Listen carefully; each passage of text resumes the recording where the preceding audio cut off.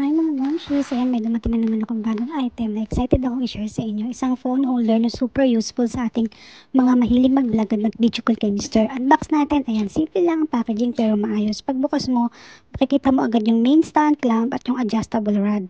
Maganda kasi secure lahat, walang kaskas o loose parts. Ito yung pinaka-base niya, mabigat at matibay kaya stable kahit mataas yung height. Tapos ito naman yung adjustable pole, smooth and ang movement. At syempre, ito yung phone holder mismo, flexible. Kaya kahit anong size ng phone mo, kasya.